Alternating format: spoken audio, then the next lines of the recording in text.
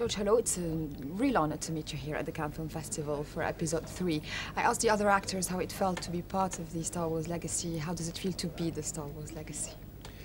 Well, again, it's like being at the center of a storm when you're, in the eye of the hurricane. You don't really notice it too much. It's only when you step out that you get that world. But I try to not be the legacy. I don't think of myself that way. My kids certainly don't. Well, we all think you are, but that's a good point what you're saying. Now that it's wrapped up in a way, will you enjoy it better because it's a different perspective? Well, yeah, I think when you get perspective on it, then you become more aware of it. I mean, obviously I know the legacy that's out there, but I have to just do my job every day and work. It doesn't make writing any easier, I'll tell you. Absolutely. And it doesn't even make directing that much easier. It's you still go and do your job, and as I say, and your kids are never impressed, so it keeps you down to earth. Absolutely. But was this an opportunity to go, to the max of the edgier, darker you can get? Well, it's just the nature of the story, and I knew where this was all going, and that in order to connect the story up, you have to go to a rather dark place, because in this one, Dad goes bad, and as a result, everybody around him feels the tragedy, and obviously 4, 5, and 6 are bringing him out of that tragedy.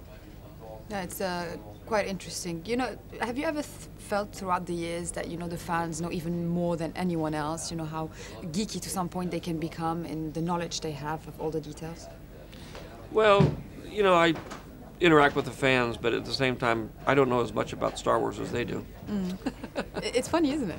Yeah, it's a whole other world that people get excited about. One of the goals of Star Wars originally was to sort of awaken young people's imaginations, and their creativity and their ability to sort of think outside the box.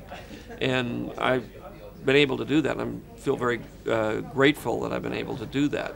And I'm grateful to the fans and the energy they bring to everything.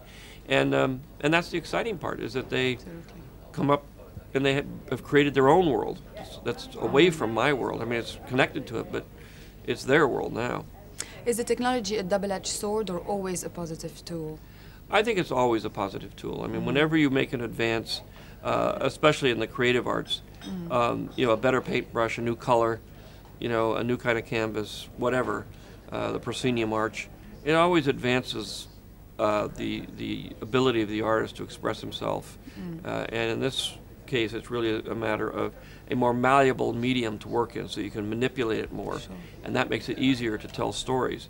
Obviously, television has been working in this medium for years and years and years, and it's just now coming to the large screen. What's the best metaphor of the story you think it is, in terms of, you can interpret it in all sorts of political, social ways? What's the best metaphor for you? Well, it's ultimately a discussion about how fragile democracy is, and how democracies sometimes get turned over to tyrants with applause, and that we should always be vigilant as citizens to make sure that doesn't happen.